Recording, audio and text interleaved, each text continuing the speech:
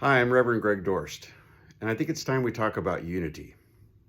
So let's just start with a conscious deep breath to the sound of the gong.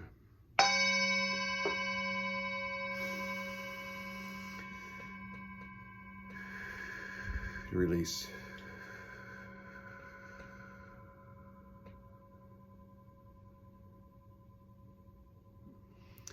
And recognize that there's only one thing. It may look like more than one thing. It may feel like more than one thing, but it's only one thing. Expressing as you, expressing as me, and everything that we see.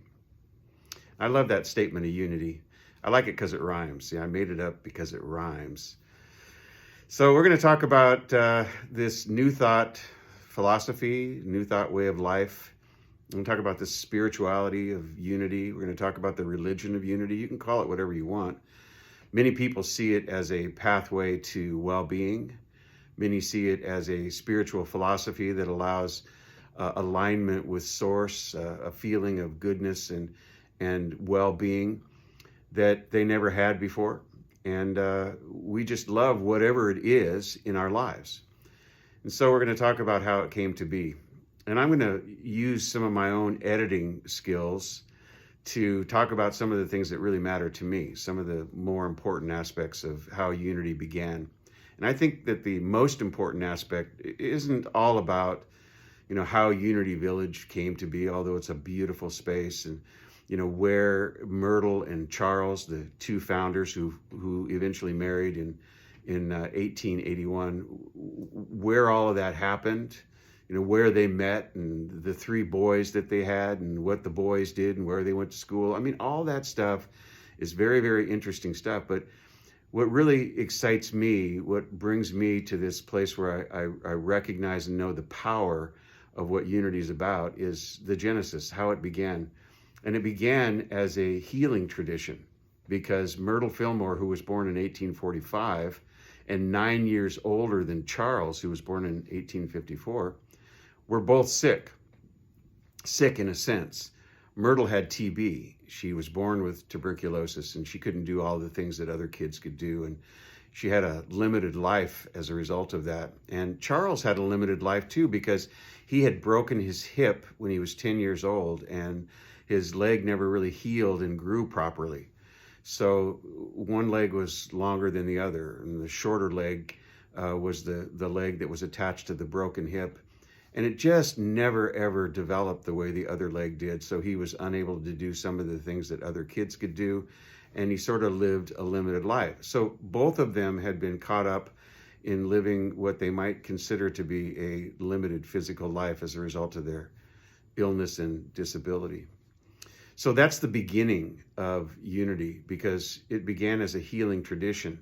See, because after Myrtle and Charles were married, they went to see a speaker. His name was E.B. Weeks, and he was a Christian Scientist. And E.B. Weeks talked about this idea of oneness with God, talked about this ability to heal ourselves, because Christian Science is a healing tradition. And so it allowed both Myrtle and Charles eventually to see that there was a different way of looking at God and of religion, or whatever you want to call it, spirituality. And as Christians, when they were growing up, they had a different paradigm, and so they wanted to see this idea of God a little bit more like E.B. Weeks was seeing it. So let's talk about the two paradigms, first of all. The two paradigms, one is that God is outside, God is separate, and that you beg God for what it is that you need, and you pray, and sometimes he answers, sometimes he doesn't, and he's living in the sky somewhere, sitting on a throne, and it's an anthropomorphic God. It's one that looks like a man, only bigger. And that's one that they grew up with. That's one that they were not connecting with, that had never seemingly done anything for them, particularly Myrtle, because her family was poor and had suffered as a result of not being able to, to gain the goodness and aspects of God that they felt that they were promised as good Christians. And so Myrtle, through listening to E.B. Weeks, developed a love for an affirmation that he used. And she wrote it down when she was in listening to him, and she started to use it every single day. And this affirmation is, I am a child of God and I do not inherit sickness. That's the affirmation. I am a child of God and I do not inherit sickness. And she could see, based upon what he was saying, that he was a student of this paradigm of oneness, this paradigm that we're made of God's stuff and we're perfect, whole, and complete as a result of it. And so we have to allow ourselves to feel it, to know it, to believe it, and have faith in it. And that's exactly what she did. She said this affirmation time and time and time again, and she started to heal. And as she started to heal, she started to document this, and she told people about it. And she ended up writing or putting together a book called Healing Letters. And she wrote back to people who wanted advice as to how to do what she had done. And this became her passion.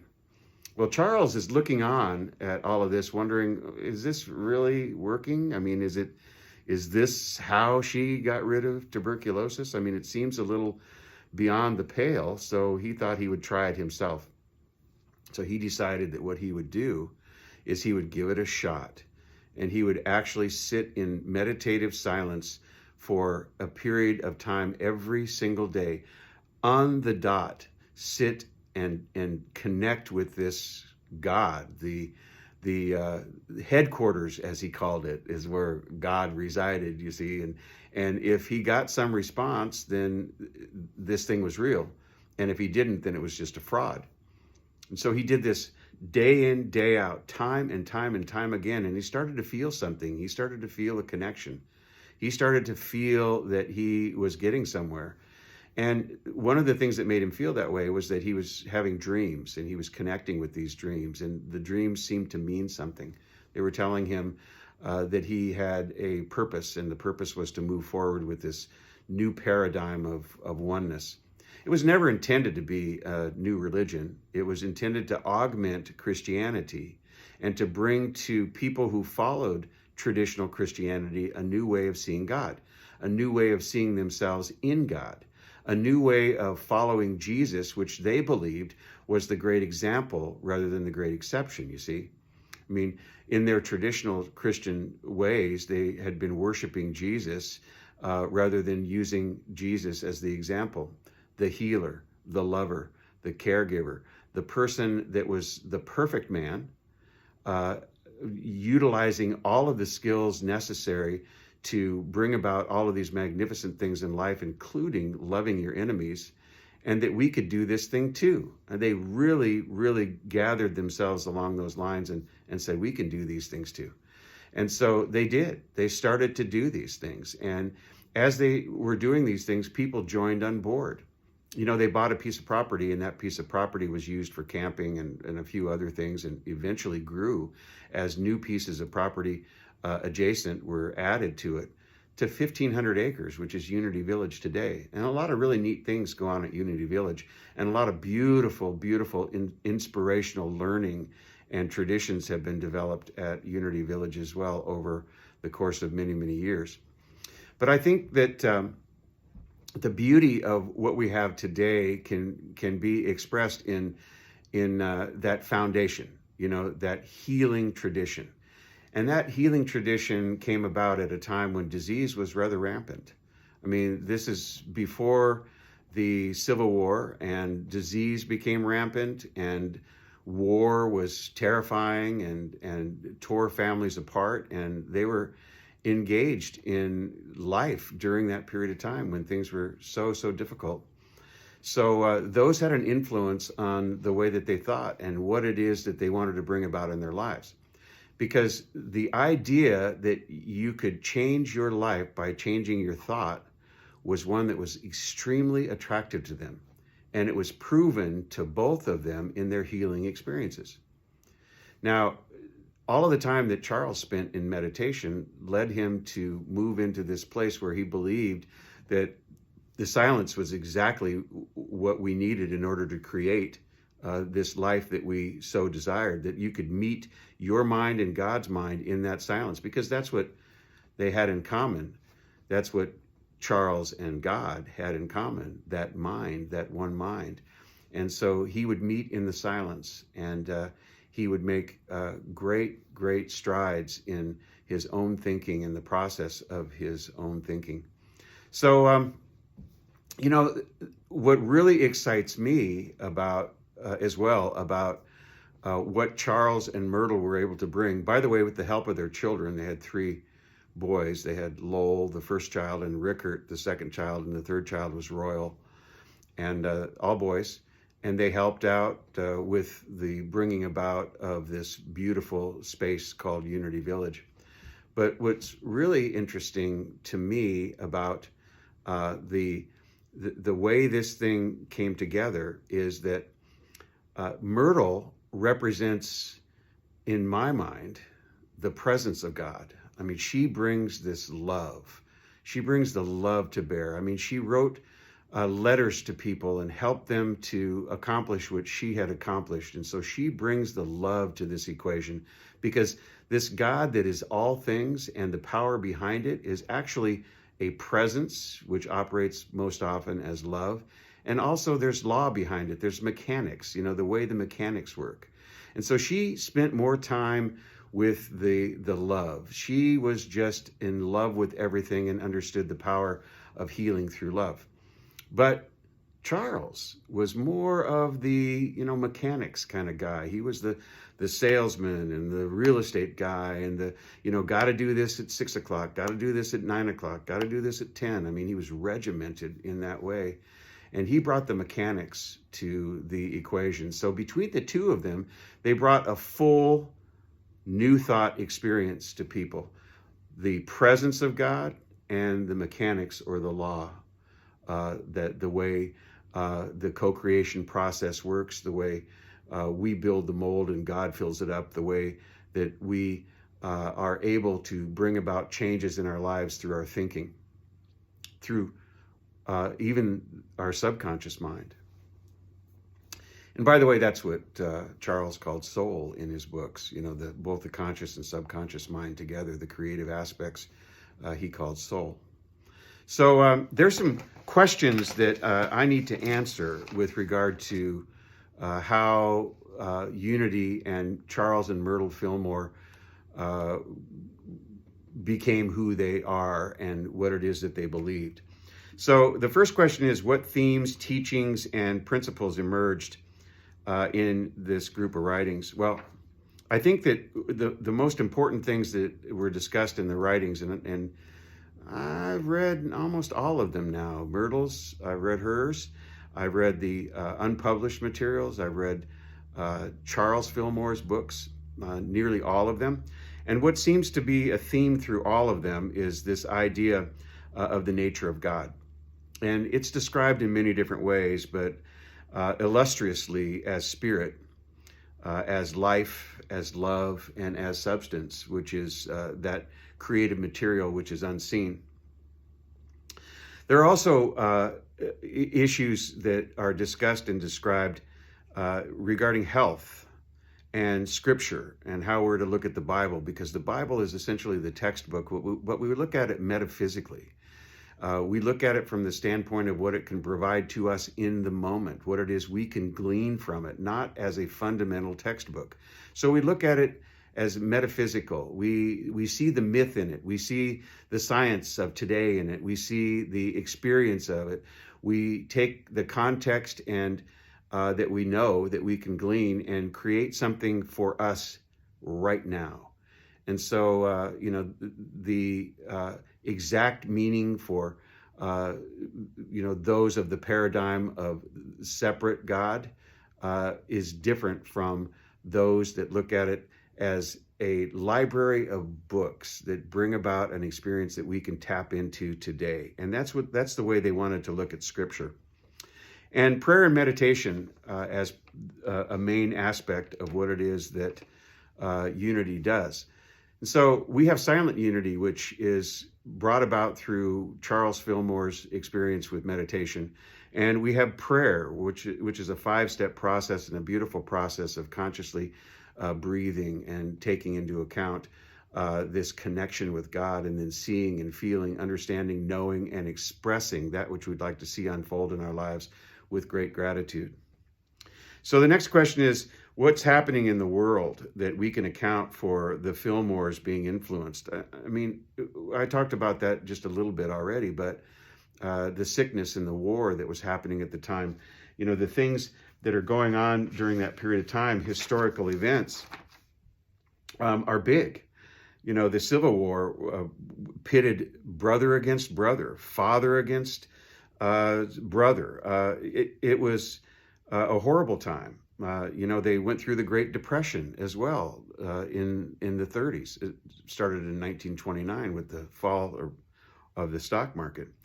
But that Great Depression was something that really, was impactful. It's something we have really never gone through today, but all of these things were happening at the time that Myrtle and Charles were bringing together this magnificent way of living. And here's what I really, really like about the way that the Fillmores dealt with this new thought way of life, creative philosophy. They thought that it should be subject to change, that if there was something that needed to be different, they could make it different. They wouldn't have to rely on everything that they'd done in the past. If there's a new way of understanding and doing things, then we ought to do it. We ought to step into it. Now, one of the interesting and fun ways of looking at unity and where they would likely have gone in the future comes through the granddaughter. And the granddaughter is Rosemary Fillmore Rea. And she's just a hoot. I mean, she is quite something. And she had a lot to do with unity. She was in the formation process as well, with the video and the television and all of the things, the filming and all of the things that started to unfold with how this idea of unity was going to come about. And she gives us a great idea of what Charles Fillmore was like. She palled around with him a lot because her mother died when she was 13. And so she spent a lot of time with her grandfather. And she absolutely loved him. She said he was the most fun person you would ever meet in your life. And you'd never know that by looking at the pictures. He always wanted to go to the movies. And the movies were kind of new back then, And so she would mention it. And he'd go, okay, let's go. When they went hiking, he would always take the trail that went off to someplace he'd never been before. He was an adventurous guy. He was excited by life. And like I said, you couldn't see it in any of the pictures. There were people that didn't know him as well as she did who described him a little bit differently, who described him as being kind of uptight and terse, Myrtle, on the other hand, she was love all the time. She died in 1931. So when she died, Charles remarried. Charles married a woman by the name of Cora, and she became his second wife. And not much about what their relationship was like, but she was his secretary before, and she kind of acted as his secretary throughout. So the next question we have to ask is how Charles' writings align with traditional Christianity. And I think that we can really kind of look at both Charles and Myrtle in this analysis of how they align with the traditional Christianity. Traditional Christianity has the paradigm of separation, and they completely left that behind. They rejected the Christian view that Jesus is a God to be worshiped, and as I said before, that Jesus is a great example rather than the great exception. That heaven can be enjoyed right now. You can enjoy heaven through prayer and meditation and reach that space where you align with spirit. It's a state of mind. And that hell, in fact, is a state of mind that you can have if you want. It's a matter of wrong thinking, just as sin is. Sin is missing the mark. We see sin as missing the mark, and they saw sin as missing the mark. And, you don't have to miss it forever. You can correct, you can course change, and you can bring about a new result it is just by changing your thinking. And I love the Jewish way of looking at sin, which was a disturbance in the shalom, which is peace. And, it's not something that can't be corrected. It can be. One's mental processes are out of harmony with sin, living under a false sense of separation from God. And of course, real prayer does not involve begging. Real prayer is about bringing about an alignment with Spirit and creating something that you'd like to see, whether it be health as perfect, whole, and complete, or your creative processes in a way that allow you to be aligned with divine mind, whatever brings that about. So the last question is, in my opinion, what lessons, themes, principles, etc., the Fillmores of the Fillmores most need to be shared in 2023. And I think that change aspect, that they were willing to change. I mean, if Charles Fillmore were alive today, he would be on the internet. He would be on social media. He'd be doing all of the things that you need to do as a businessman to get these ideas out there. And I think that we have to do that today. We have to have a vision in mind for the future and move toward that vision. We need a dynamic leader to drive the vision and to create alliances with other New Thought organizations. You know, we're not that far off with other New Thought organizations. Any organization with a paradigm of oneness ought to be drawn into the fold. Any people that are tired of feeling like they were born of original sin, which is just not truth, can find their way on a bridge to the type of Christianity or Christian experience that unity brings. And so I'm excited by all of this. I'm excited to bring unity to the world. I'm excited to bring ideas that unity brings to the rest of the world. And we start small and we just bring it out into the larger arena. So that's my unity today. Those are the founders. That's the founding family. And I'm Reverend Greg Dorst. Thanks for listening.